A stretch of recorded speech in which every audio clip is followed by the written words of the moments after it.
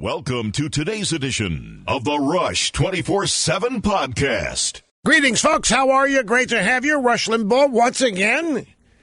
You know, you get up every day and you start looking around and you... everything's unprecedented. Never seen it before. Never been through anything like this before, except that we all think we have. This is topping anything.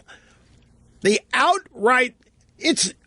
I think it's establishing my point that we don't have a media, folks. There's no media, and we're so far beyond bias to describe what's going on here. That doesn't even get close to touching it. Anyway, great to have you. We'll wade through the muck. Here is apparently the agenda. We'll do it as often as necessary.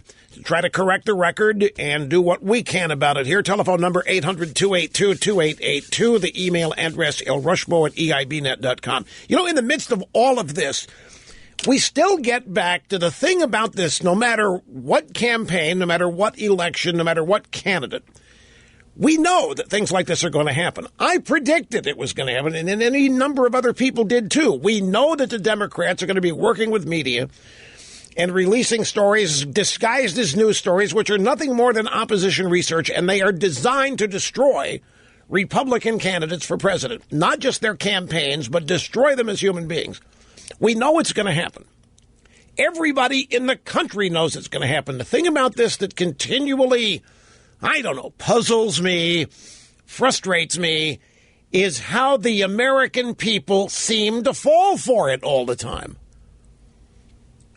These recent stories today from the New York Times, old stories, 30-year-old stories of women that claim Trump groped them on an airplane or outside an elevator at Trump Tower. They're 30-year-old story, 3 decades. And the excuse that's offered, well, we wouldn't be doing a story if Anderson Cooper hadn't asked a question at the debate and then Trump answered it. And you say, okay, what question? Well, Anderson Cooper kept pestering Trump. Trump was saying, I didn't do any of this. This stuff, it was just locker room talk. And Anderson Cooper says, so you have never treated a woman. No, I haven't. That is what they claim gives them carte blanche to go back 30 years.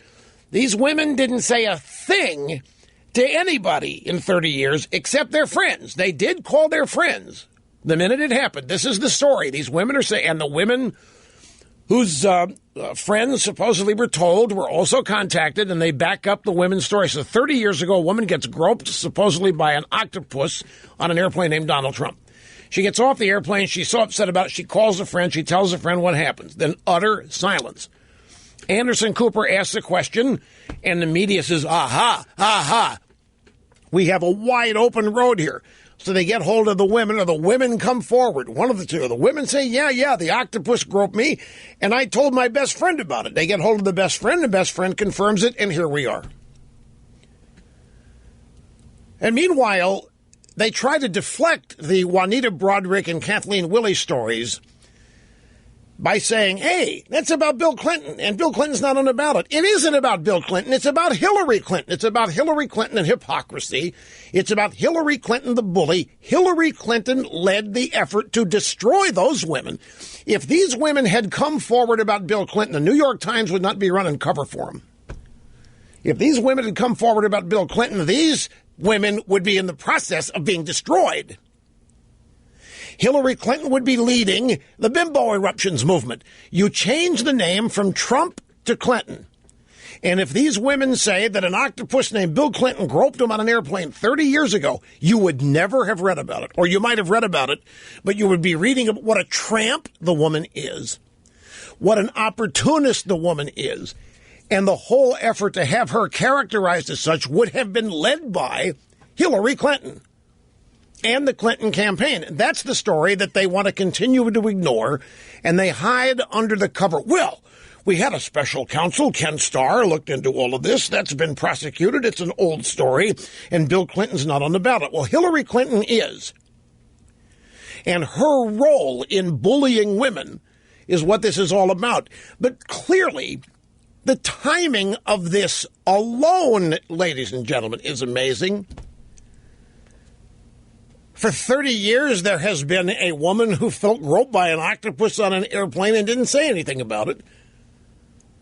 For 30 years, other than to her close friends. You know, that website, 538, Nate Silver? Oh, wait a minute.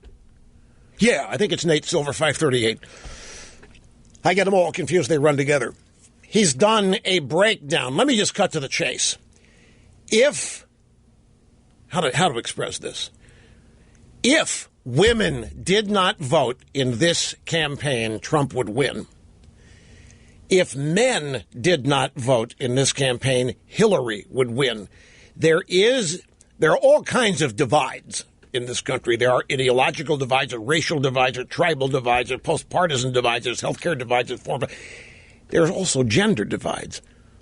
And what is it? Did I read this? 31% of American women are single or unmarried. And they fall for all of this. They don't care about the timing. They fall for it. Every election, they fall for it. And they've got it. They've been convinced that the Democrat Party are their protectors, the Democrat Party looking out for them. This is one of the reasons why the drive-bys have to sweep aside any of the Clinton history. Because a lot of these women are millennial age and don't know about it, and the media is doing its best to keep it hidden.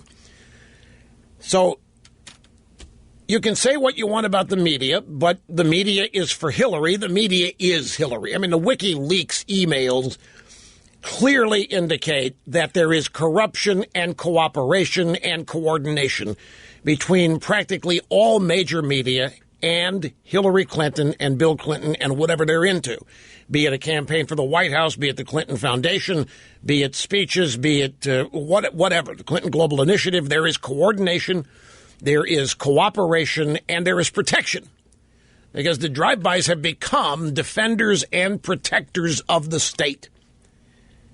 That is precisely what goes way, way, way beyond bias and unfairness and all that. It really cuts to the fact that we don't have media. We don't really have, as people understand it, they get up and they turn on the news, or they go to the web and their websites, and they think they're learning things that happened while they were asleep or paying attention to other things. That's not what they're learning. They are getting the propaganda of the Democrat Party and the Hillary campaign presented to them as news. And it still, for me, boils down to the fact that apparently enough Americans believe it to make a difference. There hasn't been, in my lifetime, or anybody else's, anybody that has been able to successfully persuade a large swath of the American people to ignore the media or to see them for what they are. There have been numerous efforts, consistent, ongoing efforts, one splotch at a time. I mean, people try everything, hidden videos to expose Democrat crimes and hypocrisy. They don't make a difference. Dinesh D'Souza's movies, Hillary's America, and all these, and Obama, whatever, all of these efforts have been made to counter the drive-by media. And on the surface, it doesn't appear that any of it matters. So I don't know if it's that there is this, and you look at polling data, which shows that the media ranks near the bottom or at the bottom in terms of respected professions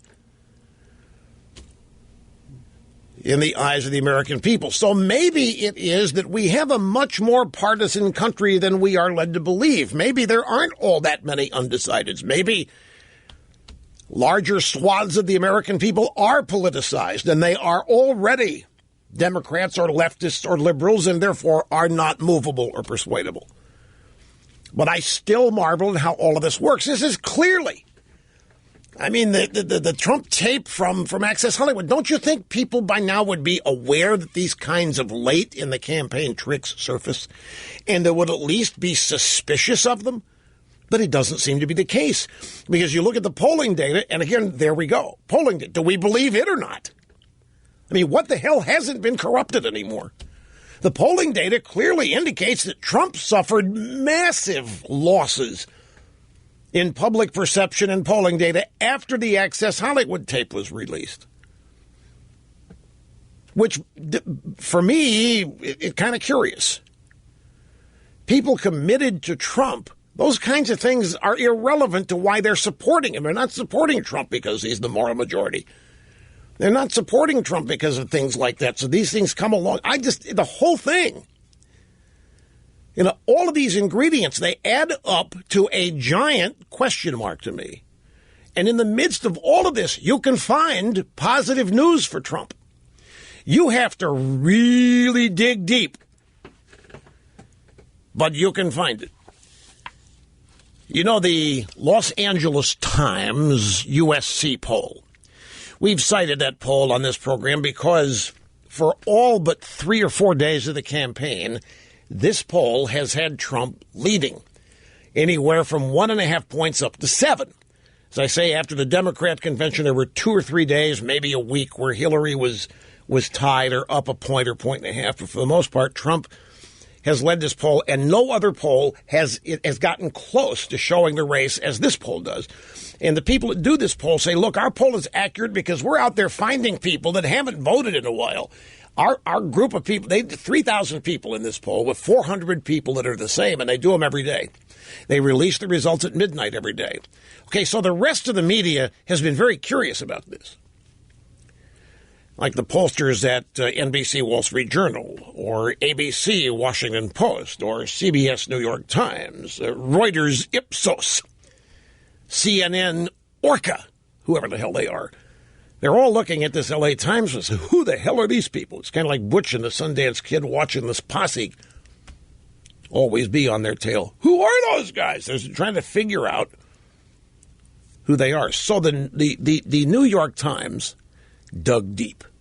The New York Times had to find out why that LA Times poll is at such variance with every other poll. The headline, how one 19-year-old Illinois man is distorting national polling averages. The New York Times has an entire story here blaming a 19-year-old black guy for the LA Times poll. There's a 19-year-old black man in Illinois who has no idea of the role he is playing in this election. He is sure he's going to vote for Donald Trump, and he has been held up as proof by conservatives, including outlets like Breitbart News and the New York Post, that Mr. Trump is excelling among black voters. He's even played a modest role in shifting entire polling aggregates, like the Real Clear Politics average, toward Mr. Trump. How is this 19-year-old black guy in Illinois doing this? Well, he's a panelist on the USC Dornzeif LA Times Daybreak poll, which has emerged as the biggest polling outlier of the campaign. Despite falling behind by double digits in some national surveys, Trump has generally led the LA Times USC poll. He held the lead for a full month until Wednesday, when Hillary Clinton took a nominal lead. Our Trump-supporting friend in Illinois is a surprisingly big part of the reason. The New York Times had to find out what's going on with this poll. They just had to. So they found this 19-year-old guy, and they say in some polls, this one 19-year-old black guy is weighted as much as 30 times more than the average respondent, and sometimes as much as 300 times more than the least weighted respondent. Alone, this 19-year-old black guy in Illinois, according to the New York Times here, has been enough to put Trump in double digits of support among black voters. He can improve Trump's margin by 1 point in the LA Times survey, even though he is one of around 3,000 panelists. He is also the reason Mrs. Clinton took the lead in the USC LA Times poll for the first time in a month on Wednesday. The poll includes only the last 7 days of respondents, and he hasn't taken the poll since October 4th. Mrs. Clinton surged once the 19-year-old black guy was out of the sample for the first time in several weeks.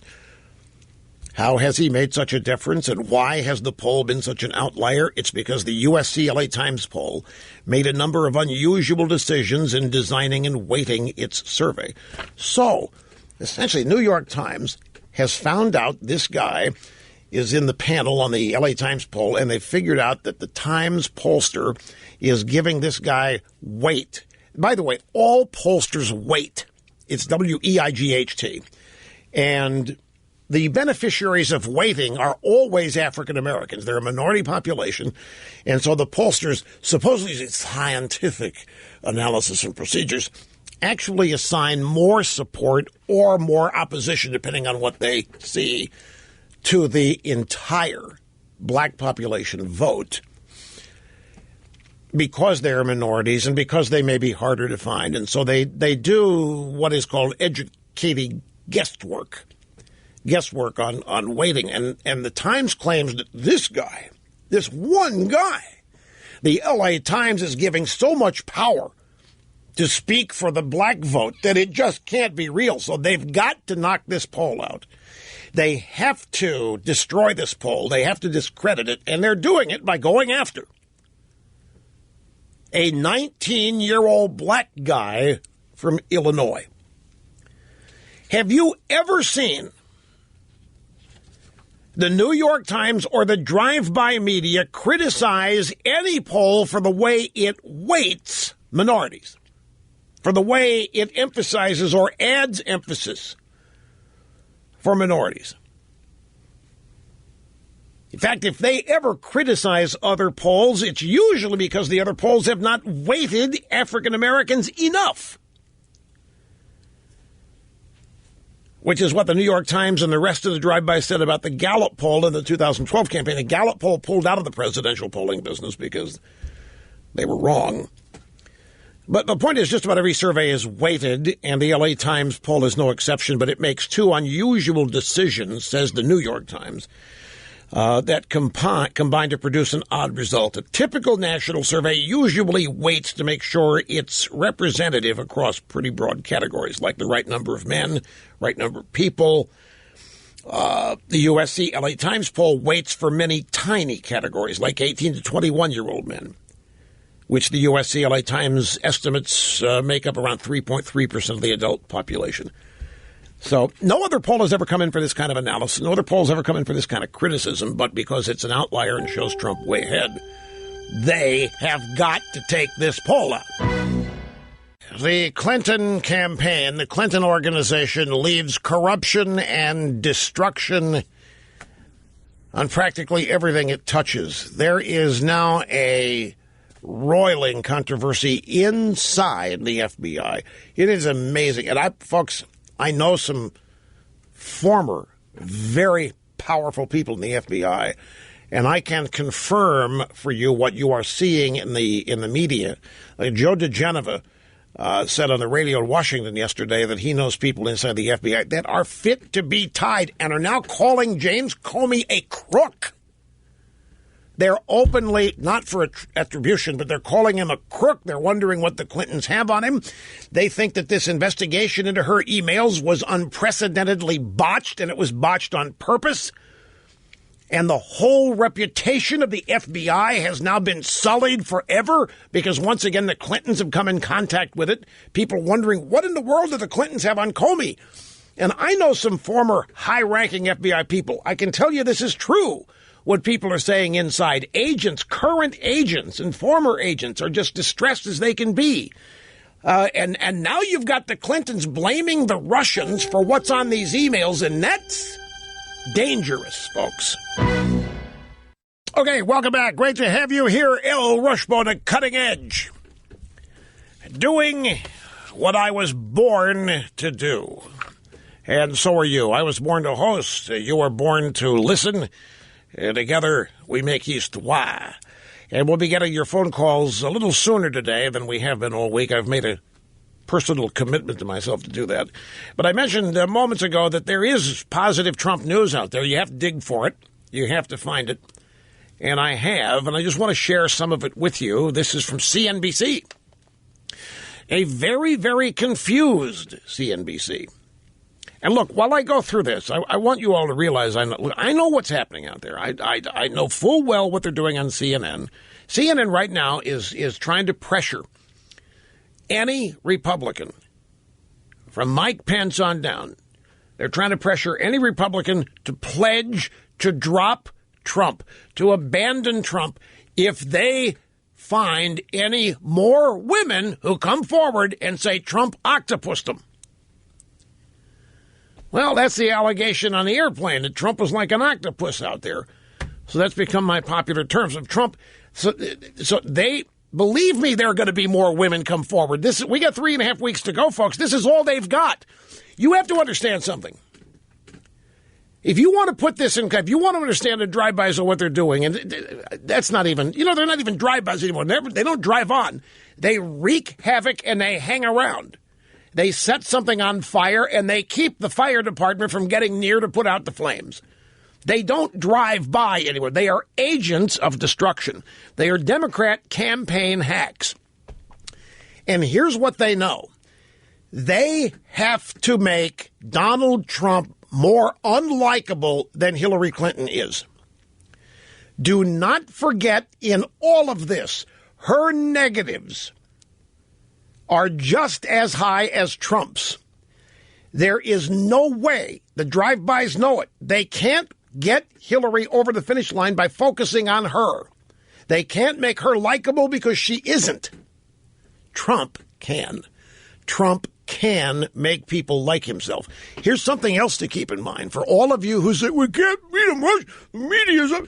Trump has 27 million followers on Facebook and Twitter. He can get out whatever he wants to get out. He doesn't need the media. I'm not telling you the media is irrelevant. I'm trying to give you some positive ways to look at this. That Trump does not need the media to do a 180 and leave him alone to win this. What is happening, the media knows they cannot make Hillary likable. Trump has the ability to make people like him. People do. They naturally gravitate to him. See him on TV at these rallies. That's why all this stuff is happening. To make people suspect their own instincts about Trump. They need Trump to be hated and despised and suspected more than Hillary is. They can't build Hillary up. They can't focus on issues and build up Hillary that way because Hillary's just going to continue what most people don't want any more of. The Democrats are in the same position they're always in. They cannot be honest about what they're going to do. This is why I think Trump needs to stay as best he can focused on these issues because his focus has the chance of resonating with far many more people than Hillary.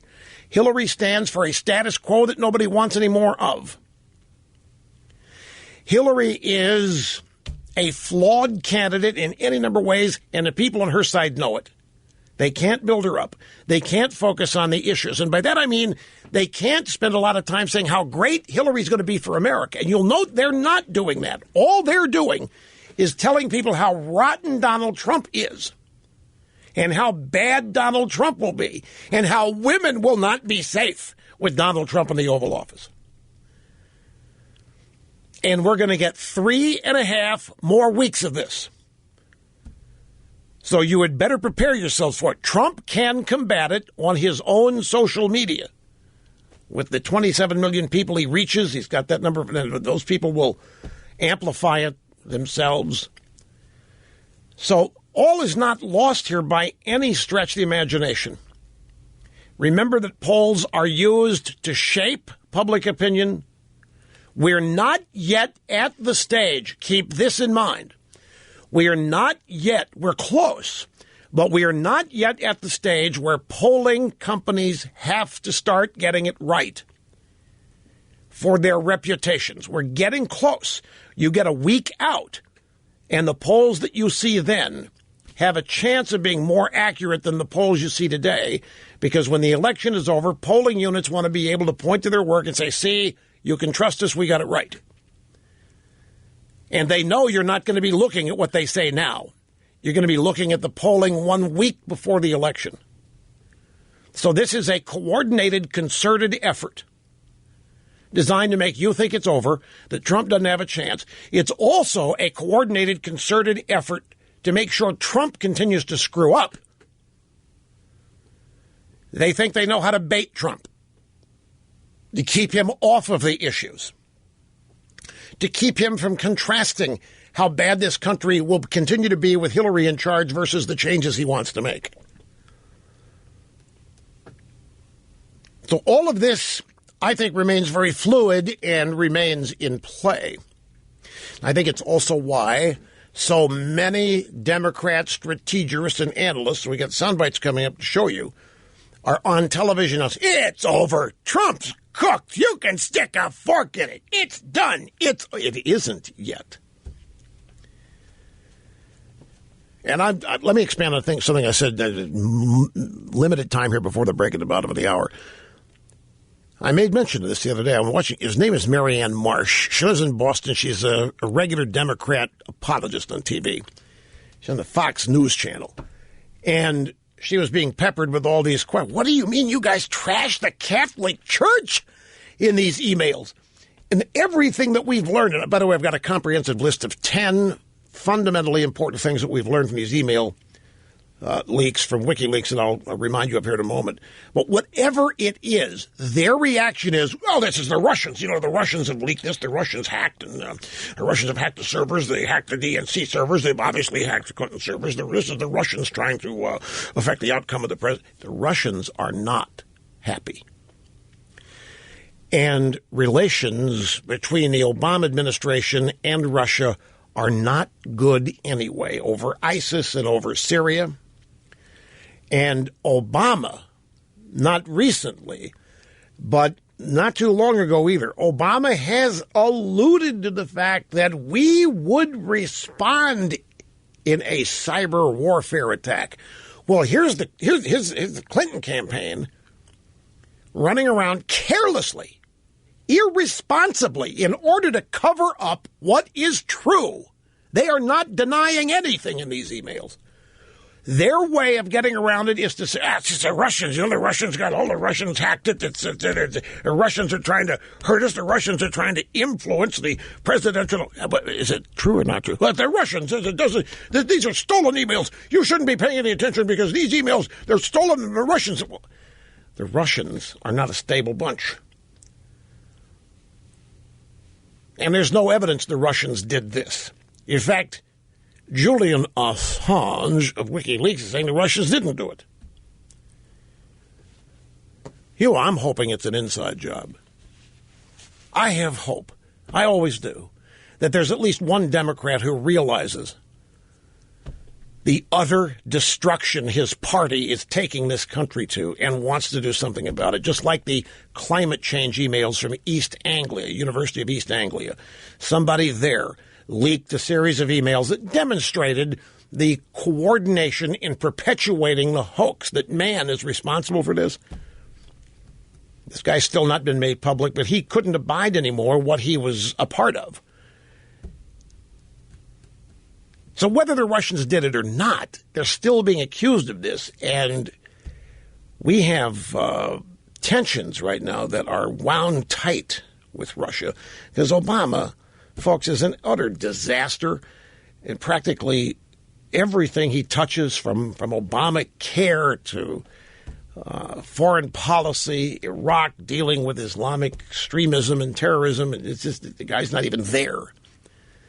And like Hillary and her campaign, he's eager to blame other people for what he does. And blaming Vladimir Putin, blaming the Russians, seems to be the most convenient thing they can do, and they're doing it. So it makes me nervous. It makes me nervous because these people will do anything to cover themselves. They'll do anything to shift blame away. They'll do anything rather than admit, which in one sense understand here, but to blame it, on the Russians. That's irresponsible to do that, especially when they don't provide any evidence the Russians are doing it. Plus this idea that the Russians might attempt to influence the outcome of a president. It just rubs me raw because during the 2012 campaign, it was Democrats traveling the world ripping in to Mitt Romney, ripping into George W. Bush in the 2004 campaign. We had Clinton, we had Gore all over the Middle East, denouncing America, denouncing the war in Iraq, denouncing George W. Bush, exactly as Mahmoud Ahmadinejad in Iran was doing. And these people run around thinking it's horrible to allow foreign entities to influence the outcome. The Democrats will take help from wherever they can get it to win an election. So, the first bit of positive news, headline, CNBC, very confused. Positive opinions of Trump grow after second debate. This is an NBC Survey Monkey poll. Now, this is not NBC Wall Street Journal. This is another poll that NBC partners with Survey Monkey. This is a telephone poll, a scientific telephone poll. More respondents in the NBC News Survey Monkey online poll changed their opinion of Donald Trump for the better after the second presidential debate on Sunday. This, let me read this to you. This, despite his aggressive tone and body language toward Hillary Clinton and the release 2 days later of lewd remarks about women he made on tape in 2005. Have you heard that one? That Trump invaded Hillary's space, that he was swarming her, and that he was looming over her. Hell's bells, I saw him get out of the way, for crying out loud. I saw him back out and try to get out of the screen when she was on. But anyway, this poll, more people changed their minds for Trump after the debate. I'm sure you haven't seen that anywhere. But NBC Survey Monkey, and despite the Access Hollywood tape, still was the end result.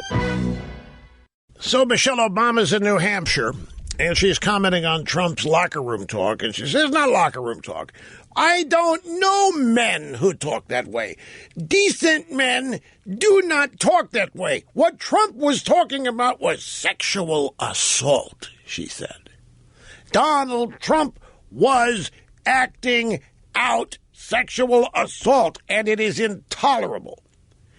Something, Trump said, if you go back to this audio tape, he said, when you're a celebrity, they let you do anything. How can there be assault if somebody's granting permission? How can there be assault if they let you do anything? But that's a fine point. The fine point is men brag, and she is telling people that she doesn't know men who brag. You know the men that have been to the White House? How about some of the rappers that talk about their bitches and their hoes have performed such lyrics in the White House? But she doesn't know men who talk and sing about sexual assault. It's all over hip-hop lyrics and has been for a while. So is assault on the police a feature of some hip-hop lyrics, and it's been performed at the White House. But she doesn't know men who talk that way. She doesn't know decent guys. No, she's only invited them to the White House to perform and then bestowed great honors on them. And if you're asking, no, she hasn't had a comment on her husband parading around an airplane in 2007 with an erection in front of a bunch of impressed female infobabes. She hasn't commented on that. And then she said, you know what else she said? She said, we need to elect Hillary Clinton because we need somebody to heal the wounds that divide us. Well, now, wait just a minute. Wounds that divide us? Why are there divisions in Barack Obama's America? Why are there wounds in Barack Obama's America? Why is there any healing necessary in Barack Obama's America? Whatever happened to hope and change? Whatever happened to post-racial? Whatever happened to post-partisan? Whatever happened to all this? So you mean we have racial wounds? We have wounds? We need healing? And apparently Obama's not up to the job? We can only get started on that when Hillary waddles into the White House, to the Oval Office? By the way, conflicting stories about what goes on in locker rooms. Aqib Talib is a cornerback for the Denver Broncos, played at the University of Kansas. He's also played in New England, the Patriots, for Bill Belichick. He's now at Denver. And on Tuesday, he told the media in Denver that Trump, he might fit in in the Broncos locker room. Yeah, I recognize that. Yeah, we got guys that talk that way in the locker room. You know, a lot of guys in professional sports locker rooms have multiple baby mamas. Are you aware of this? Some of them have 4 or 5 baby mamas with 8 or 9 kids. One was highlighted on HBO's Hard Knocks. He used to play for the New York Jets. Are you trying to tell us that this kind of talk doesn't go on? I have been in Major League sports locker rooms. But it doesn't matter because LeBron James, King LeBron, has weighed in on this, and he says, we don't disrespect women. The authority on locker room talk, well, that's how he's heralded here in this story. Where's this Mediaite? The authority on locker room talk, King LeBron, who recently endorsed Hillary, said, that's not locker room talk, that's trash talk. We don't disrespect women in no shape or form in our locker room. That never comes up. We don't disrespect women in our locker room. That's, well, King LeBron. I'm just telling you what he said out there. You don't believe him? That's, I don't know if it's libel or not, but accusing Trump of sexual assault when he hasn't done it, I mean, that's the depths to which they are now stooping. He was talking about sexual assault. Remember, Hillary Clinton has defended it. You know, I guess Michelle Obama wasn't there when the Reverend Wright was talking about Bill Clinton. You know what he said? Remember what Reverend Wright said about Bill Clinton, Monica Lewinsky? No, that's not what he said. And Bill, when Monica Lewinsky was riding dirty, yeah, chickens have come home to roost, baby. Bill was riding dirty, and the population, the congregation went nuts. But Michelle Obama, guys don't talk that way. I imagine children in the pulpit, children church, Mommy, what does riding dirty mean? What does it mean? Just Bill Clinton does it, son. That's all you need to know. Bill Clinton does it. Rides them dirty. Greetings. Welcome back. Here, look at this. A.B. Stoddard is on Fox right now warning people, do not believe the polls, yet they may not be as predictive as they look. And it is exactly as I said last hour. Folks, I implore you to do your best here, not to get dragged down to the depths of depression and defeat and fatalism. Do not do it yet. Now, I don't know what A.B. Stoddard said. I just saw the graphic underneath her while she was speaking, and the graphic said that she was warning people that polls may not be as predictive as they look, which is a way of saying that this race may not be nearly as one-sided for Hillary as it looks right now. Don't forget, there is an undeniable truth in politics, and it is this. Polling data is used to shape public opinion. Polling data, on whether it's presidential races or anything else, if it's a poll, it is being used to make news.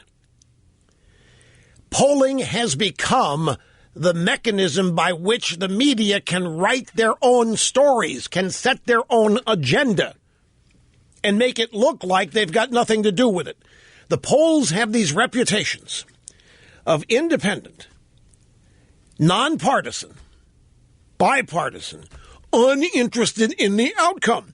Why, we don't do anything funny with our polls. We just go out there, we try to find the best sample we can, and we try to give you the most accurate presentation we can, and that's it. But they use polls to make and shape public opinion. And they will do so until a week before the election.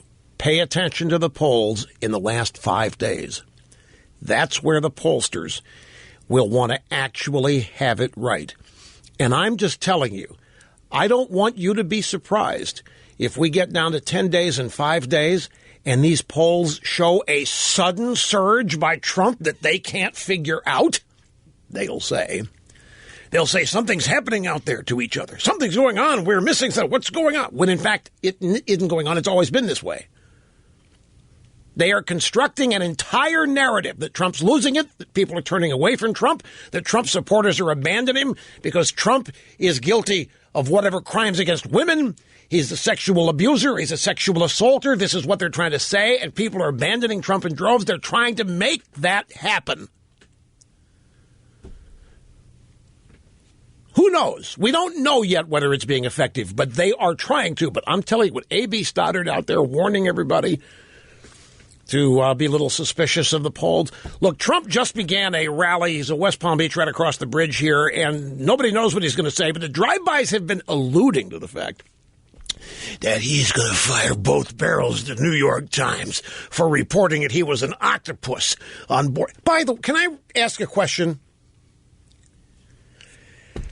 I can't answer this. I need to ask those of you who fly first class and have been flying first class for 25 or 30 years. This woman who said that Trump octopused her said that it happened after dinner in first class and that he raised the divider, the armrest, between the two seats. Now, my memory of first class is that you can't raise those dividers. You can do that in coach. There are armrests in coach you can raise, but in first class... But I don't know. It's been a while. Well, I don't know. I mean, the most crowded first class I can ever remember being on was an American Airlines Boeing 767. Now, I was coming back from New York, from San Francisco, and it was the late 80s. And Charlie Rose and Willie Mays were up in first class in the same, and it really was business class. They called it first class, but the seats were very small. I don't remember if the armrests you could lift out of the way. I've not seen a first class seat where the armrest, you can raise it and get it out of the way. That's why I'm asking if any of you have, because I haven't. But I haven't been on a modern airplane in first class. I know in a modern airplane you can't. 30 years ago is the question. And that would have been Boeing 727, maybe Boeing 757, maybe 747. Don't know. Let's jip a little bit of Trump here. Our microphones are across the bridge at West Palm Beach. Let's just see what's happening here. We'll give a little listen to this. Above 1% and going down. Workers in the United States are making less than they were almost 20 years ago, and yet they are working harder. But so am I working harder. That I can tell you. That's true. It's a global power structure that is responsible for the economic decisions that have robbed our working class, stripped our country of its wealth, and put that money into the pockets of a handful of large corporations and political entities. Just look at what this corrupt establishment has done to our cities like Detroit, Flint, Michigan, and rural towns in Pennsylvania, Ohio, North Carolina, and all across our country. Take a look at what's going on. They've stripped away these towns bare. Take it down for you. Folks, he's going to go on for an hour here. We're not going to be able to carry the whole thing. I just want you to know. We're just going to get a flavor for this here for 2 or 3 minutes. So pick it back up. Our microphones are there. I'm elected president. Microphones are everywhere.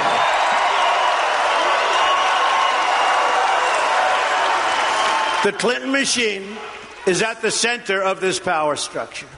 We've seen this firsthand in the WikiLeaks documents, in which Hillary Clinton meets in secret with international banks to plot the destruction of U.S. sovereignty in order to enrich these global financial powers, her special interest friends, and her donors. That's exactly right. That's exactly right. He's exactly right about that. So true.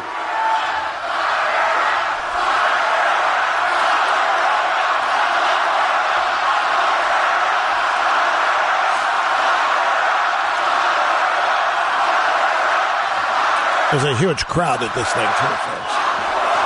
Honestly, she should be locked up. Should be locked up.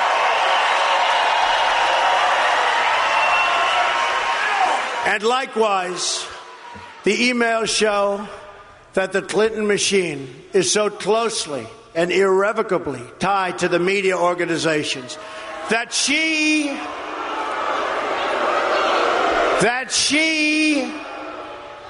listen to this, is given the questions and answers in advance of her debate performance with Bernie Sanders. That's true as well. Hillary Clinton is also given approval and veto power over quotes written about her in the New York Times. That is true. That's from the WikiLeaks dump.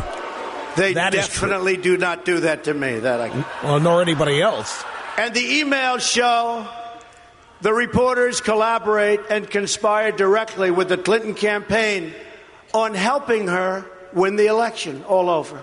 That is true. That is all true as well. With their control over our government at stake, with trillions of dollars on the line, the Clinton machine is determined to achieve the destruction of our campaign. Not going to happen.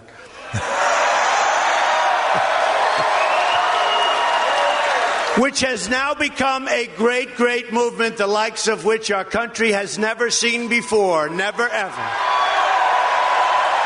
By the way, they were saying lock her up, not locker room. They've never seen a movement like this in our country before. Yesterday in Florida, massive crowds, people lined up outside of big arenas, not able to get in. Never happened before. It's one of the great phenomena, one of the great political phenomena. The most powerful weapon deployed by the Clintons is the corporate media, the press. Let's be clear on one thing. Okay. What is it? The corporate media in our country is no longer involved in journalism. Hooray! They're a political special interest, no different than any lobbyist or other financial entity with a total political agenda, and the agenda is not for you, it's for themselves. Right on. It's about time. I don't feel so alone now. And their I got a agenda buddy. Is to elect crooked Hillary Clinton at any cost, at any price, no matter how many lives they destroy. For them, it's a war. And for them, nothing at all is out of bounds. This is a struggle for the survival of our nation. Believe me. And this will be our last chance to save it on November 8th. Remember that. This election will determine whether we're a free nation or whether we have only the illusion of democracy, but are in fact controlled by a small handful of global special interests rigging the system, and our system is rigged. This is reality. You know it, they know it, I know it, and pretty much the whole world knows it. The establishment and their media enablers wield control over this nation through means that are very well known. Anyone who challenges their control is deemed a sexist, a racist, a xenophobe, and morally deformed. Yep. They will attack you. They will slander you. They will seek to destroy your career and your family. They will seek to destroy everything about you, including your reputation. They will lie, and then again, they will do worse than that.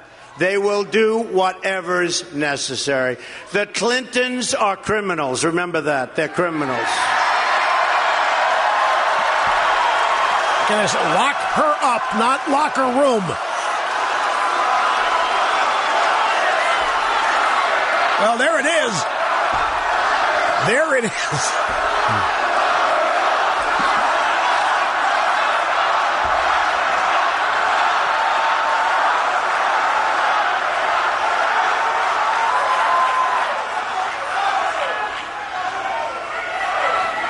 This is well documented, and the establishment that protects them has engaged in a massive cover-up of widespread criminal activity at the State Department and the Clinton Foundation in order to keep the Clintons in power. Pretty much. Never in history have we seen such a cover-up as this. One that includes the total destruction of 33,000 emails, 13 iPhones, some by hammer, laptops, missing boxes of evidence, and many, many other things. Trump is not supposed to be doing this. People who are capable of such crimes against our nation are capable of anything. And so now we address the slander and libels that was just last night thrown at me by the Clinton machine and the New York Times and other media outlets as part of a concerted, coordinated, and vicious attack. It's not coincidence that these attacks come at the exact same moment and all together at the same time as WikiLeaks releases documents exposing the massive international corruption of the Clinton machine, including 2,000 more emails just this morning.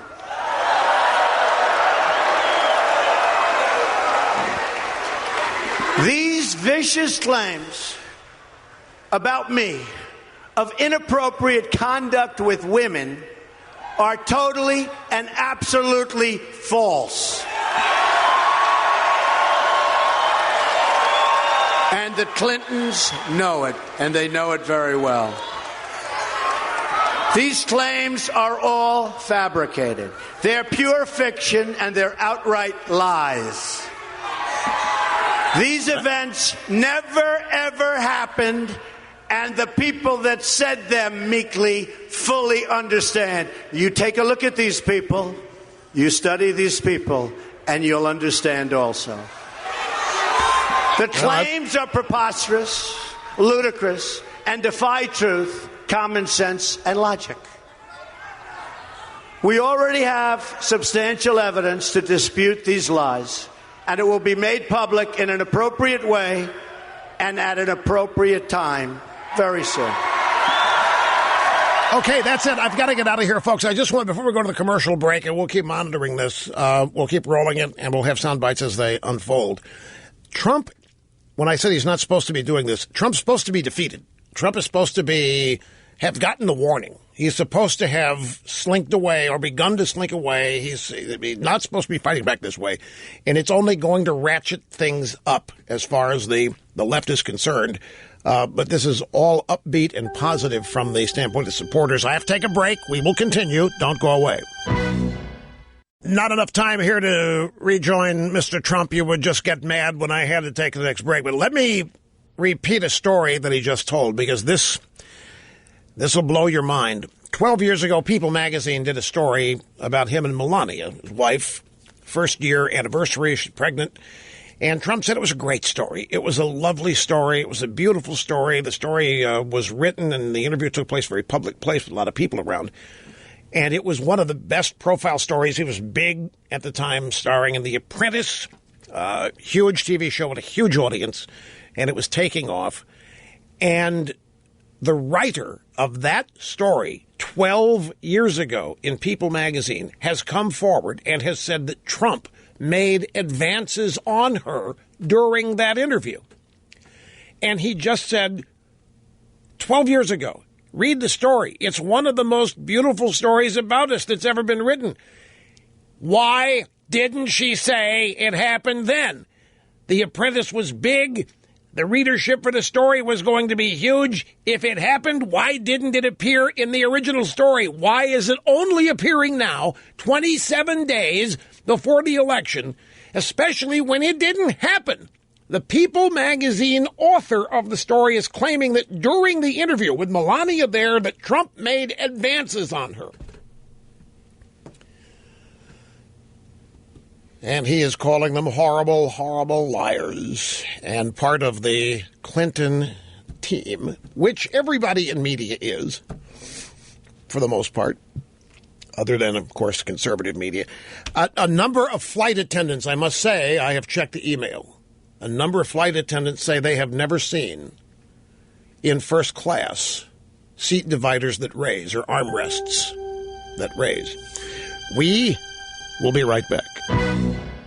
The Donald Trump rally continues across the bridge here in West Palm Beach. Sounds like a massive, massive crowd, and they are jazzed and they are fired up.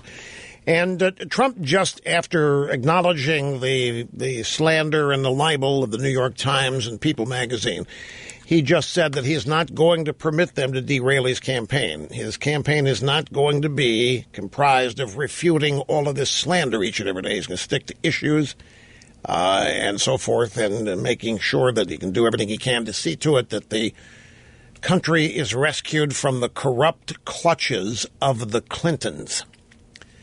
And the crowd is going absolutely bonkers. Now, I just want to review a few things here.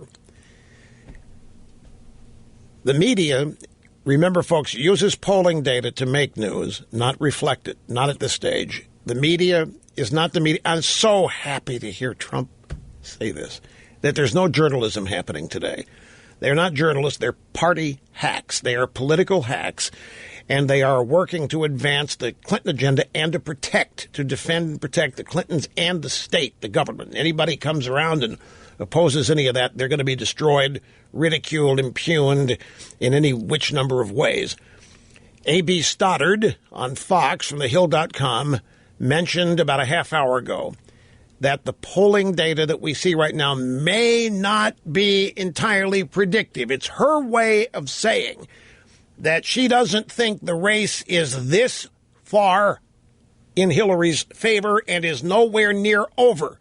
And I want to take her occasion in making that comment to remind you again that all of these polls are being used to suppress support for Trump.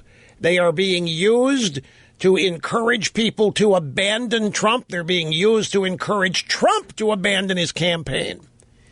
Their purpose is to dispirit and depress everyone and convince as many people as possible that it's over, that Trump is a buffoon and has no chance whatsoever. All of it's a waste of time. They might as well concede now, and you might as well concede now. That's the purpose of it.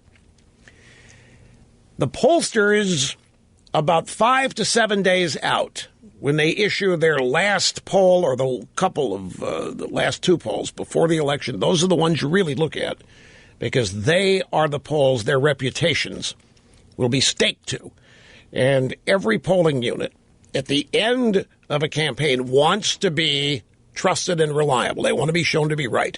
So if the polls a week out show the race much closer than the polls today show it, what the drive-bys will say is that there has been a massive shift in public opinion, that Trump is coming on strong, and there'll be stories trying to figure out why.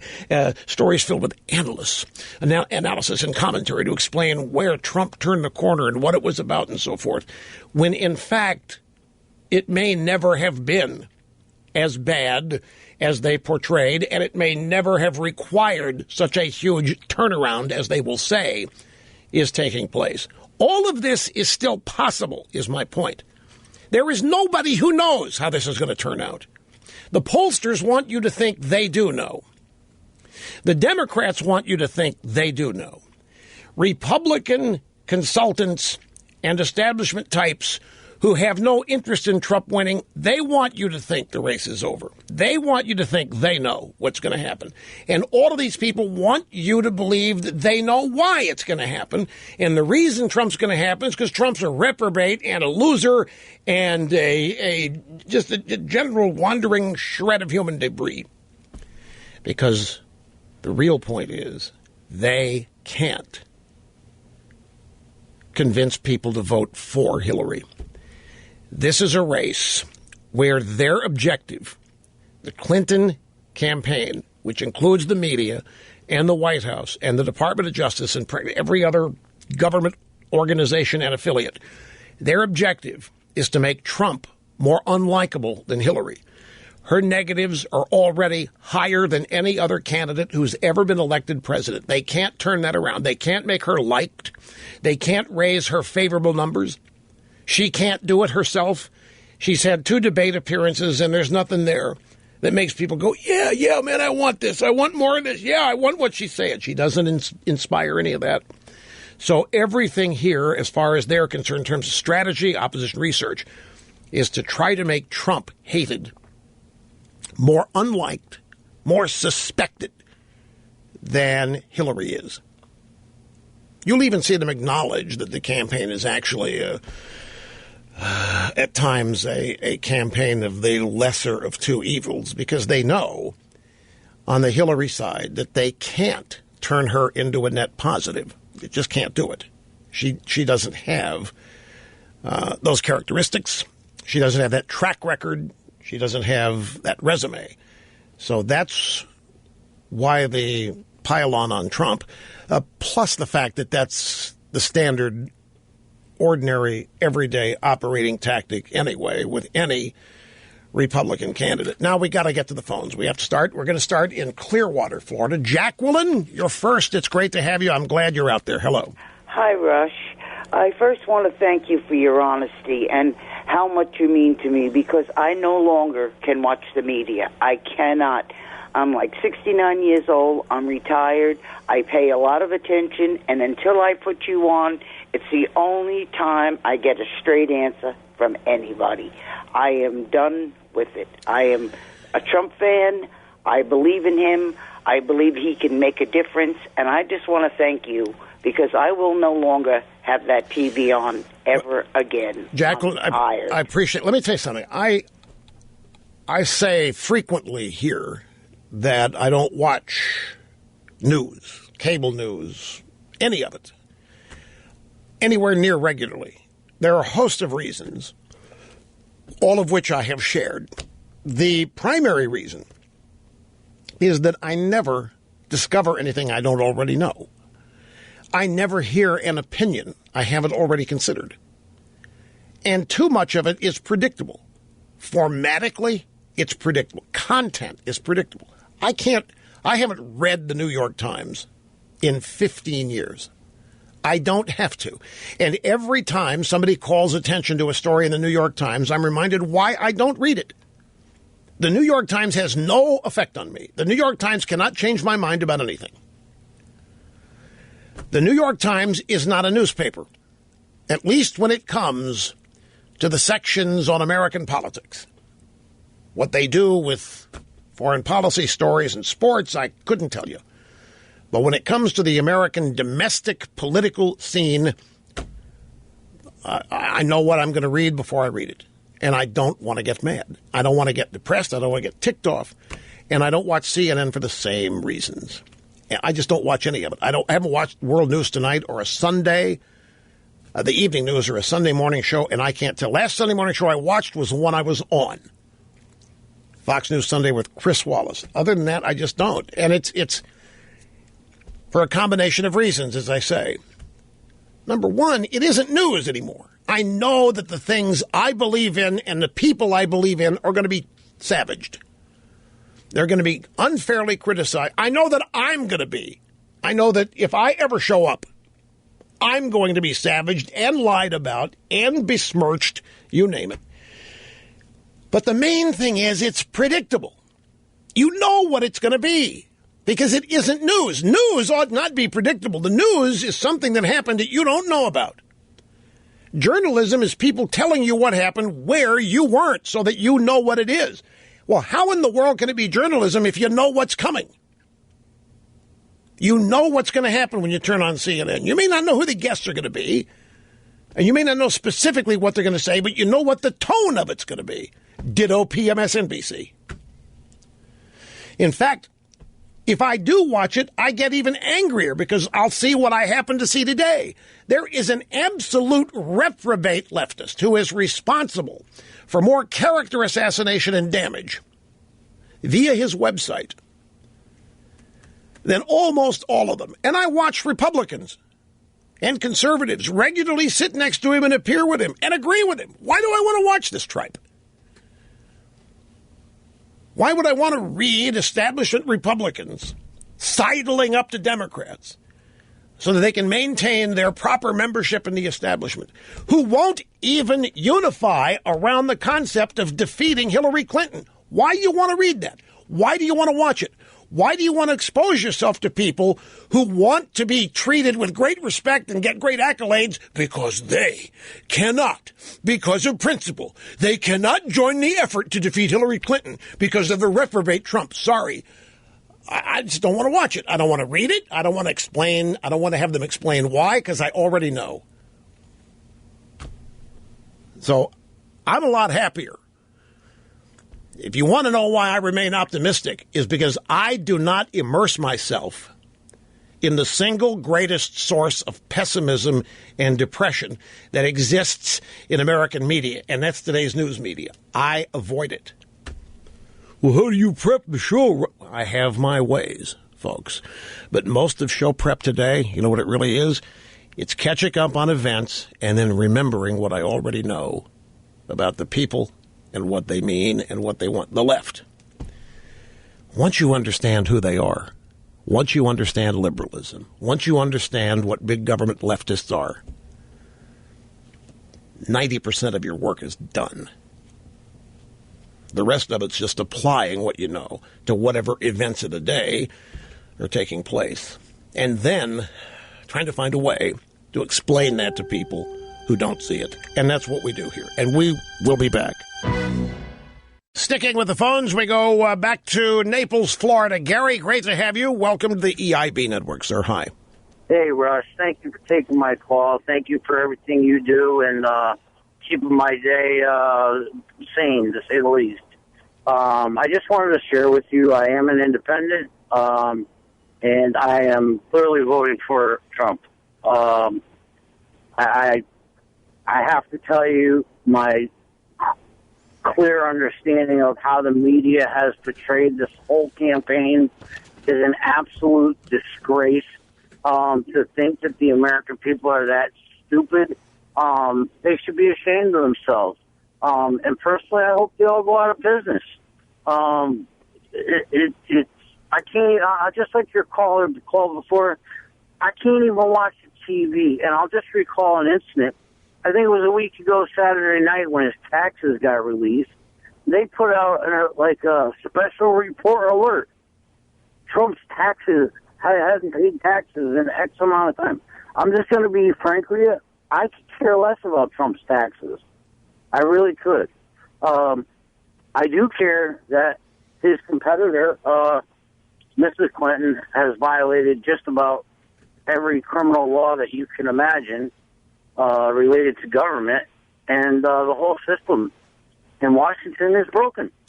Well, and I think he is the one and only option that can go in there and knock some heads around. You know, you reminded me of something. Gary, I appreciate the call. Let me ask all of you something, by the way. Some of you, I don't know where you are on all this. He's an independent, and he's just had his fill of it. How many of you have come to realize that every 4 years, every presidential election, that in the last 30 days, the Republican candidate alone is exposed as a sleazeball reprobate? Does that not make you wonder, how is it every Republican candidate, they did it to Mitt Romney. They did it twice to George W. Bush. They did it to George H.W. Bush. They did it to Ronald Reagan in 2 different elections. Actually, 3. He sought the Republican nomination in 76 and didn't get it. Every Republican candidate turns out to be, isn't it amazing, a low-rent scumball. Isn't that interesting? Do any of you ever pause and ask yourself, how can that be? While at the same time, the Democrat candidate is clean and pure as a virgin in the wind-driven snow. This is the thing that I ask, how do people continue to fall for this? Also, I got an email from somebody who doesn't understand how the Clintons were able to profit or steal money from the Haitian earthquake. And it was in the context of the Clinton scandals, and the emailer had heard this happen. Can't imagine how that would happen. Let me tell you how it works. You know, the Haiti hurricane, not Matthew, but the one prior that was so destructive. When it happened, Hillary Clinton was Secretary of State. The Department of State is where the decision is made on aid money and where it goes and how much. Now, there's a budget item, and the line item happens to be the Department of State. That's the area of diplomacy and foreign aid and this kind of thing. So, with Mrs. Clinton in charge, she allocates money for, say, rebuilding of homes and other structures, rebuilding of roads. Okay, well, who's going to do it? They don't have any construction companies in Haiti. They've all been destroyed, too. Well, the way it works is Hillary appoints government money and then hires donors to the Clinton Foundation who run construction companies, energy companies, supply companies. I mean, the people that donate to that foundation are huge. They get the contracts, federal money from Hillary Clinton State Department to their donors to go to Haiti and do the work. They do the work, but as you can see, the second hurricane goes through and everything's destroyed again. So these donors get the original contracts to do the repair work in Haiti. Now, what do they do with the money? Well, clearly, they keep some of it, and they donate some of it right back to the Clinton Foundation. And that way, the Clintons can say they're not personally profiting. And then when you learn that a full 7% of the Clinton Foundation budget is salaries and travel and entertainment. No, I'm sorry, 9%. 7% is what gets donated to charity. So that's how it works. So money from the federal treasury ends up at the Clinton Foundation, goes through Haiti, and then to contractors and suppliers hired by the State Department, i.e. Hillary, who are donors to the foundation. And then they, with some of that money, turn some of it around in additional donations to the foundation. So it's a circuitous route, but that's how your tax dollars end up at the Clinton Foundation. And she gets to do that anytime there's a disaster where we are spending money around the world, and she is Secretary of State, and that is how it's done. Yeah, Michelle Obama says she doesn't know men that talk like Donald Trump. She's forgotten Reverend Wright talking about Bill Clinton and Monica Lewinsky. Reverend Wright from the pulpit, the Obama's church, said Bill was riding dirty. His chickens have come home to roost. She never heard talk like that, I guess. The church. Somebody help me remember something. What was the name of the TV show back in the 50s? Produced out of New York, the game show where they discovered cheating. Was that $64,000 question? Some of you people may have heard about that in a movie that was made about it. There was a Columbia University professor. I mean, and the guy looked like one. His last name was Van Doren. He was Charles Van Doren. And he was a guest on the $64,000. It was an NBC show, pretty sure. And they had some schlub from Queens on, who was the guest. And it turns out that Mr. Van Doren was provided the answers. to the questions in a game show. $64,000. They found it out through a long and arduous process. It was enough of a story that they made a 2-hour movie out of it.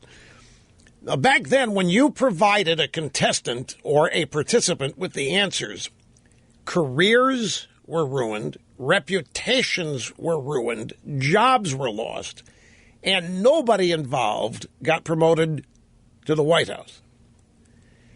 But here we have in the Clinton WikiLeaks email dump, we've got clear evidence of Donna Brazile passing on questions that are going to be asked of Mrs. Clinton in a debate with Bernie Sanders. She's a DNC chair. Well, she wasn't then. She was. She's always a high-ranking DNC operative. She was working at CNN as an analyst or commentator, what have you. Now she's denying it. I never saw the questions. I never passed them on. But people have the WikiLeaks email has the question in it, and people checked the question that was asked. They're almost verbatim. And the Clintons and everybody that works for them are denying everything in the... Well, they're not. That's it. They're not denying. They're just blaming the Russians for the hack. And they're claiming that this is outrageous. These are stolen emails, and the Russians did it. And the Russians are trying to influence the outcome of an American election. This is a despicable thing, and they're doing it to try to help Trump. The Russians, meanwhile, are not happy being accused of this kind of thing. And the KGB is an honorable organization. They will gladly take credit for whatever it is they disrupt, but they don't like being falsely accused of stuff. And Putin, well, in the sense, yeah, they're honorable in the sense that you know who they are, they know who they are, and you know what's going to happen to you if you run afoul of them. I mean, they make no pretense of it. They're not hiding there as the Red Cross, doing what they do. No, they're not, not to say they're not scary. I mean, it's the Committee on State Security is what KGB is.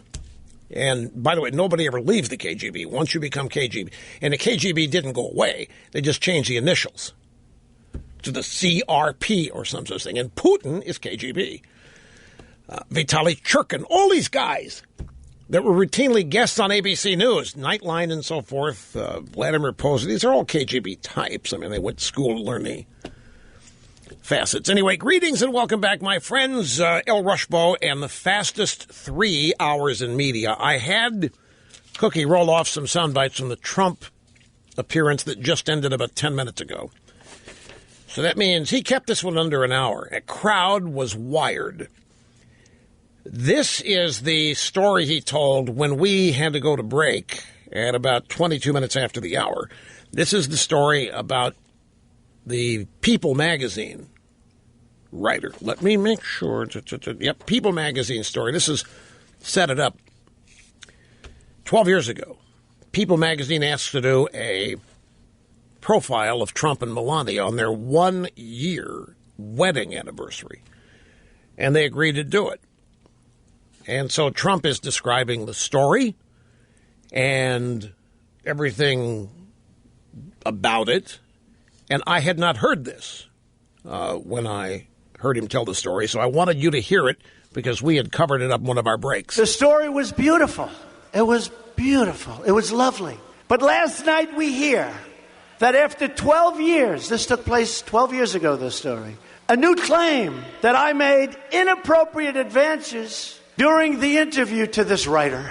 And I ask a very simple question. Why wasn't it part of the story that appeared 12 years ago? Why wasn't it part of the story? Why didn't they make it part of the story? I was one of the biggest stars on television with The Apprentice, and it would have been one of the biggest stories of the year. Think of it. She's doing a story on Melania, who's pregnant at the time, and Donald Trump, our 1-year anniversary. And she said, I made inappropriate advances. And then he described the setting that it took place. The area was a public area, people all over the place.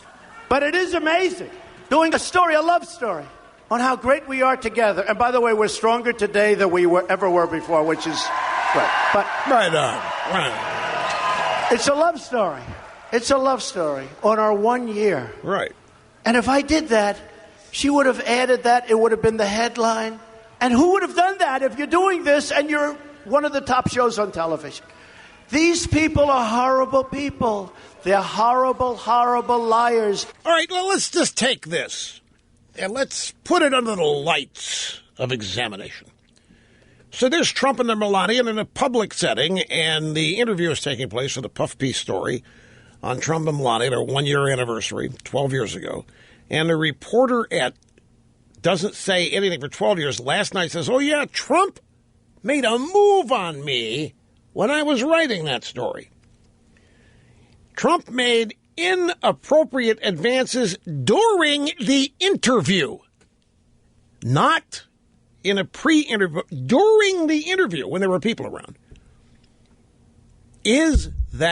Can you see that happening and the reporter not writing about it?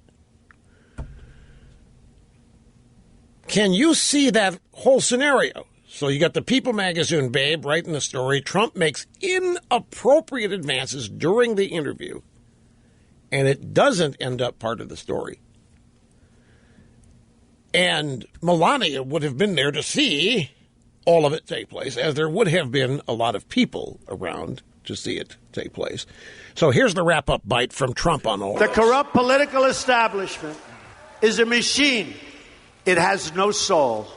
I knew these false attacks would come. I knew this day would arrive. It's only a question of when. And I knew the American people would rise above it and vote for the future they deserve. The only thing that can stop this corrupt machine is you. The only force strong enough to save our country is us. So he went on to say that he's not going to spend a whole lot of time in the future answering all these various allegations that are made. He's going to try to stay focused on the issues. By the way, if you're just joining us new, I need to ask or explain why I asked the question. One of the women that the New York Times says Trump octopused her on a plane. They were in a first class cabin airplane, and Trump behaved like an octopus. So I just created here a new adjective, octopused her. She said that what happened was that after dinner, Trump raised the armrest in first class. They raised the armrest, and that's when he made the octopus moves. So, as a person who hasn't flown first class in, gosh, I don't know, I fly coach or business. Seriously, I don't recall any first class seat having the armrest that you could move, that you could, like you can in coach. You know, the armrest, you can get it out of the way. If you don't have anybody sitting next to you, you can raise it and have a little bit more room in the seat. So I've had flight attendants that are emailing me here in droves saying they've never seen it, that first-class seats do not have dividers that you can raise. Now, this took place 30 years ago.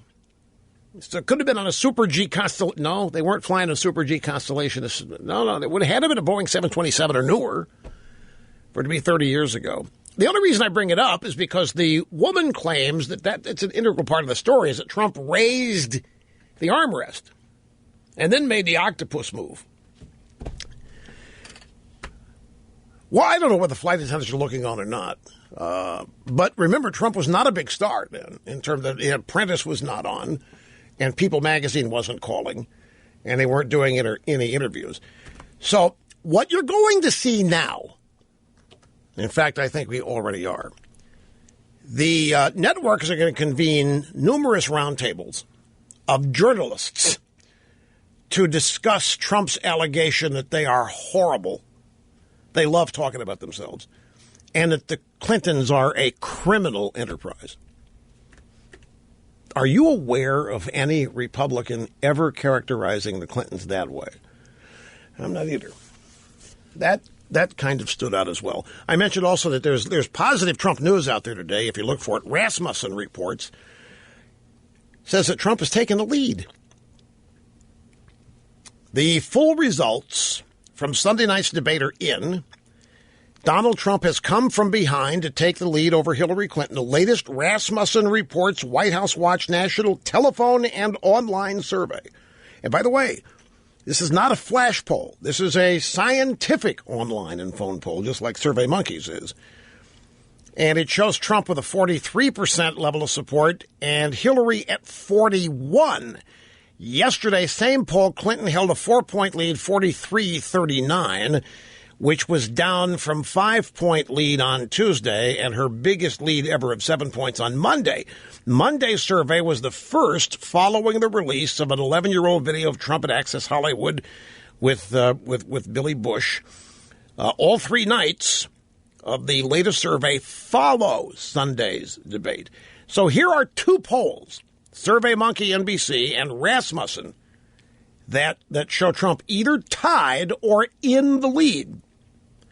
They are given no credence. They are considered by the drive-bys to be outliers and kind of freakish, kookish. Rasmussen, come on, that's a Fox News simpatico poll. Anyway, they say. And, of course, the New York Times the LA Times still has this nip and tuck. And now the New York Times has a story. Some in the Republican Party who deserted Trump over the release of the lewd tape from Access Hollywood are now returning to Trump and support. Story starts out this way. Old buddy Jonathan Martin, formerly of Politico, stung by a fierce backlash from Donald Trump's ardent supporters, 4 Republican members of Congress who had made headlines for demanding that Trump leave the presidential race, retreated quietly this week, conceding that they would still probably vote for the man they had excoriated just days before. From Senator John Thune of South Dakota, the only member of the Republican leadership in either chamber who had disavowed Trump, to Representative Scott Garrett of New Jersey, lawmakers contorted themselves over Trump. Some of them would not mention him by name, preferring instead to affirm their support for the generic Republican ticket, still grasping for some middle ground. By the way, speaking of this, what did I see? Oh, Boehner. Boehner was on the record last night with Britt Hume. Did you hear what he said? You didn't hear what he said? He's voting for Trump. Yeah, you know why he's going to vote for Trump? Supreme Court. He said Supreme Court. Supreme Court is everything. Supreme Court is the future of America as we know it or not. John Boehner said he's voting for Trump. He didn't say he was happily voting for Trump. He didn't say he was endorsing Trump. He just said he was going to vote for Trump because of the Supreme Court. In other news that you would have to consider good for Trump, this is from KDKA Pittsburgh, CBS Channel 2. Nearly 100,000 Pennsylvania Democrats have switched to Republicans since the beginning of the year. And what's more, the Pennsylvania Republican Party says more than 240,000 new voters have joined the party since last November. Pennsylvania. So the news that you would consider upbeat or positive for Trump is there. There's not a whole lot of it, but it is there if you can ferret it out and dig it up. The top 10 Clinton scandals exposed by WikiLeaks. When we get back, plus more of your phone calls. Okay, I need to throw something out to you all because I do not routinely have 6-year-olds running around in my house.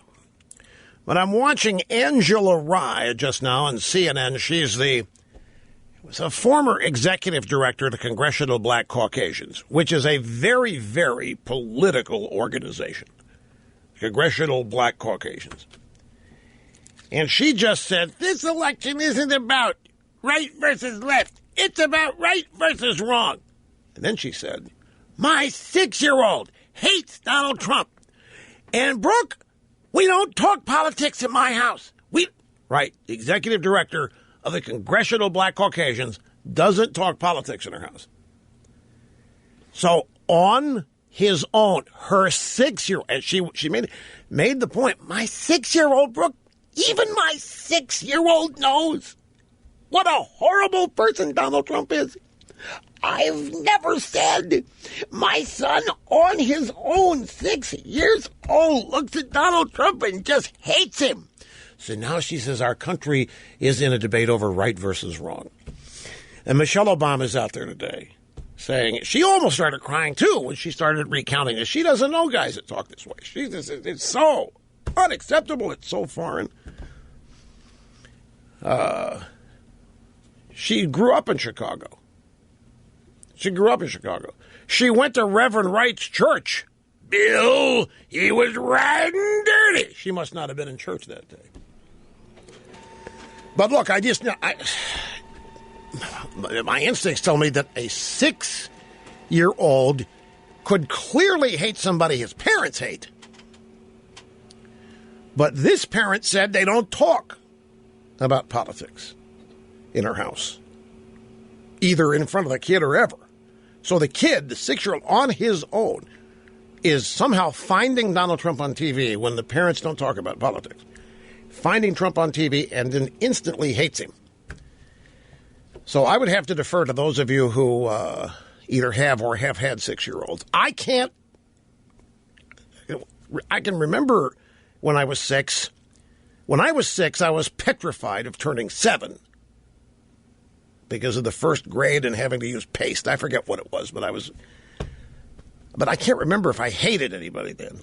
I don't know that I've hated anybody ever. It all seems strange to me. Well, that's the point. A kid can pick up anything and reflect it. I'm not denying that. I have a tough time believing this woman doesn't talk politics in her house when she was a congressional black caucus. Come on. I think it's all these people do.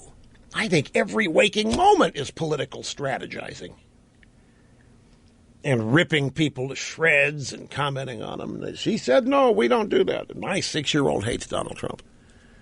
And the TV audience was going, oh, man, oh, wow.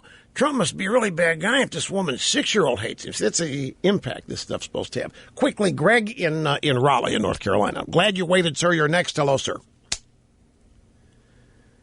Greg, are you there? Testing 1. Yes, pleasure to talk to you, Rush. Thank you, sir.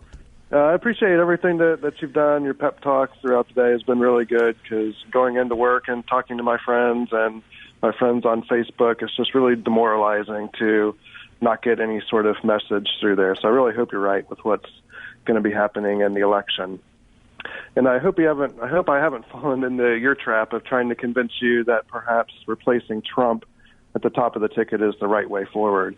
And you might think that the media wins by doing that, but I don't think they do because they want to damage Trump at the top of the ticket going against Hillary. All the allegations just keeps damaging him and making him a worse candidate. Okay. While it emboldens me and emboldens you to vote for him, that's not true of everybody else who's kind of disgusted by his behavior. Let me tackle this because, and I've got 30 seconds to do this. If, first place, the mechanism to do that, there isn't time. And it would not be automatic that Pence would be the replacement. I mean, you'd have a bunch of conservative commentators and other Republicans. Well, if you're going to get rid of Trump, you've got to get rid of the ticket and put somebody else in there. It'd be a big fight. But here's the thing. Whoever, if this were to ever happen, would get the same treatment that Trump is getting. They'd be called Trump Jr. or somebody couldn't. They're going to do the same thing to anybody that gets a nomination, always. Okay, so I just got an answer that makes sense. I have mothers emailing me in droves saying their kids learn to hate people at school, kindergarten, pre-K school, that it would be entirely possible for this 6-year-old to be hearing what a reprobate Trump is from teachers or other kids at school. Be that easy. Remember, Rush, 6-year-olds are not like you were. They're not at home. Their mothers are not raising them, especially ones that run the Congressional Black Caucasians. They're out at daycare, pre-K, what have you. That makes sense. But this woman was trying to make it look, this kid watching TV on his own without any outside influences, this was her point, hated Trump. And that was proof of what a bad guy Trump is. That was the point that she was trying to convey. Top 10 Clinton scandals exposed by WikiLeaks so far. There's another 2,000-page email dump that happened this morning that people are sifting through. And just in not any particular order, but numbered, number one, Mrs. Clinton had cozy, improper relationships with the mainstream media. This is the reference to Donna Brazile, Democrat National Committee member, giving Clinton campaign advance notice of a CNN town hall series of questions that she thought might give Mrs. Clinton pause. And by the way, the emails indicate that there were subjects, issues that the Clinton campaign was very nervous about. And they wanted to make sure that if the question came about those subjects, that Mrs. Clinton had the answer down pat and memorized. And I forget the specific area of policy associated with the question Donna Brazile is said to have passed on. Was it a death penalty? It was a death penalty question. Okay. Yeah, that's a tightrope question for the Democrats. Given their position on incarceration, gun control is a tough call for them. I mean, they know the vast majority of the... I found it was in 2000 when Al Gore was running against George W. Bush, and I was eternally shocked when Al Gore came out for the Second Amendment, totally against gun control. So wait a minute, what's happening here? So they must have polling data, and that has remained consistent. So they raise money off of wanting to do away with the Second Amendment, but they're not yet to the point where they can campaign on it. Too many people don't agree with them on it, and it was a question about the death penalty, and that gets tied in always with policing and so forth. So Brazile thought the question was going to trip her up, and that's why she passed it on. According to the emails, the State Department paid special attention to friends of Bill. This is the Haiti aid answer that I gave.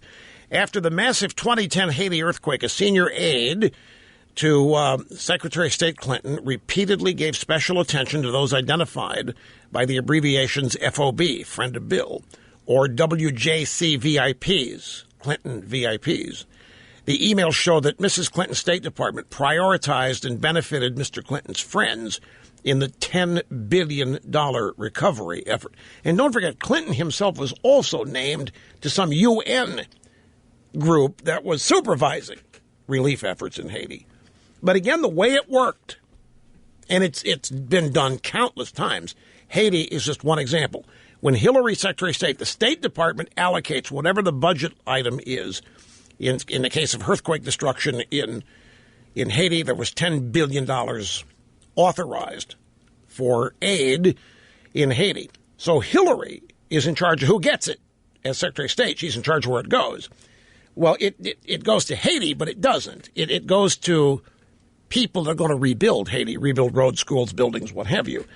And the people that got those contracts were donors to the Clinton Crime Family Foundation. That's one of the reasons you donate. You donate, here comes federal money, taxpayer dollars from the U.S. Treasury. Clinton disperses it to her donors to do the work in Haiti of rebuilding roads, bridges, schools, whatever the hell else. And, of course, there's a lot left over. It's Haiti. You're not building mansions down there. You're rebuilding shanties and so forth. So they do that, and then some of the money of the $10 billion authorized for relief ends up back at the Clinton Foundation. The route is State Department to Hillary to donors doing rebuilding work, construction, supplies, whatever in Haiti. Those people spend as little as they can on the relief efforts and the rebuilding, and then some of the money left they pocket, the other they donate back to the foundation. You can't walk over to the Treasury and write a check for $10 billion and have them give it to you. So the closest way getting that done is allocating relief money and hiring your friends and donors to do the work that money is going for. And they don't use all of it and send some of it back to your foundation. And then your foundation, the way you run that, 7% goes to charity, 9% travel, entertainment, another 5% salaries and so forth. It's a scam, giant scam. And that's what the friend and the emails in the WikiLeaks dump pretty much explain this. Mrs. Clinton argued for a hemispheric common market with open trade and open borders a number of times to enough different banks in these speeches she made over 2 years that netted her $21 million. Well, gross. She was paid $21 million over 2 years. Minimum $250,000 a speech. Maximum around $350,000. Speeches anywhere from 15 to 20, 25 minutes. And it was in some of these speeches where she told these bankers that her voters think she hates. And Bernie Sanders voters think, these are Wall Street banks. They're the problem in America. And they think the Democrats are just going to get even with these banks because these banks got bailed out. TARP and all that. And they think the Clintons are going to really take it. The Clintons are in bed with them. And so Hillary's telling these bankers what they want to hear. Hemispheric common market. Open trade wherever and open borders. I think one of the toughest sells that I think I have and that I think anybody has. Now, here's Mrs. Clinton and the Democrat Party at large openly advocating open borders. They want specifically uneducated and low educated and poor people flocking to this country from all over the world. And most people think that they are doing it because they're compassionate. Democrats have very smartly secured ownership of that whole notion, big-hearted compassion, concern for the little guy, big heart for the downtrodden. And so letting them come into America, that's the epitome of compassion. The truth is that the modern Democrat Party, not the Democrat Party, even JFK from the 1960s, not even the party of LBJ, not even George McGovern. I mean, this Democrat Party today is an anti-American party in terms of the founding. Anti-Constitution. They don't believe the government should be limited. They don't believe that people should have wanton freedom. They want as many dependent people as possible. But this is about transforming the country. And the easiest way to do it is to flood this country with people who don't speak the language and are not going to learn it and can't assimilate and are not going to have jobs and are not going to have careers and are going to thus be totally dependent on government. Taxes are going to go way up. Jobs and wages are going to go way down. And as such, the Democrats are going to become empowered and wealthier and richer and walled off from the America they are creating. Because none of what they're importing and creating is going to reside anywhere near Washington or Manhattan or the Hamptons or Vail or Beaver Creek or Lake Tahoe or Seattle or wherever the hell they hole up. Atherton, California, wherever they are, those places are not going to be subjected to the America that will result from all of this that Mrs. Clinton, Barack Obama want to do. And convincing people that is one of the toughest sells. S-E-L-L, the toughest sales jobs because people can't get their arms around. Why would anybody want to do that? Why would anybody want to destroy America? And Rush, they're not saying that. They want America to be better. They want America to be more fair. They want it to be equal. No, that's just how they're getting you to not pay attention to what they're doing or to actually agree with it and facilitate it. But if they get away with it, you're not going to recognize the country. There's always going to be an America. It's just that it's not going to be the America that was founded. They can't coexist with the America that was founded. The America that was founded has a constitution which limits the power, limits the freedom, limits the role of government. Their whole agenda is controlling government, expanding it. It's just the acquisition of more and more power. But it's a tough thing to convince people of. But that's what this set of emails is about, promising the bankers hemispheric common market and open trade and open borders means globalism, means shrinking America down to a size where it's really no different than any other country in the world. It's just part of the global mix. You get rid of nation states, per se, get rid of boundaries and lines and so forth that define borders. And you can't, it's a very tough job to convince people why there are people who want to do that and how they benefit from it. But that is the objective, and that's another one of the things that's been exposed in this WikiLeaks email dump. I got to take a break. And we've only got through half of these, and I've got more phone calls of yours to get to, so... Half my brain tied behind my back just to make it fair. Rush Limbaugh not engaging in false optimism. Deeply rooted in reality here at the EIB Network. I mentioned earlier in the program, 538, Nate Silver's done all this research and analysis of the polling data out there. You want to hear something that's interesting? If only men could vote, Donald Trump would win in a landslide. If only women could vote, Hillary would win. The gender divide is huge. Carol Costello, former stalker, media stalker, the EIB network. I mean, she reported on us all. She just ran around examining us all the time. She now infobabes, anchors CNN in the morning, and she was talking about this morning on CNN's newsroom. Allow me to vent for just a moment. These maps that the 538 blog spawned. Okay, so these maps spawned a trending hashtag called Repeal the 19th. That gave women the right to vote, by the way. Men are actually tweeting stuff like this, quote, if women are the only thing stopping the greatest president this country has ever seen, why not repeal the 19th? Trump train. Really? First, dudes, you are delusional. And secondly, dudes, who raised you? She can't believe it that there are men out there actually tweeting repeal the 19th to prevent women from voting so that Trump wins. She's mortally offended by this. No sense of humor. No! Are you kidding? At CNN? Sense of humor? There's no sense of humor on the left anyway. It's offensive to laugh. Somebody's offended when you laugh. Dudes, who raised you? Dudes, why aren't you going to college?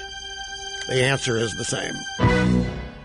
Okay, folks, look, just hang in, and we still don't know where things are headed. We know where the media wants you to think they're headed, but stay up, stay engaged. Don't let them convert you into a depressed, not quitter. Just don't cave yet. It's not time.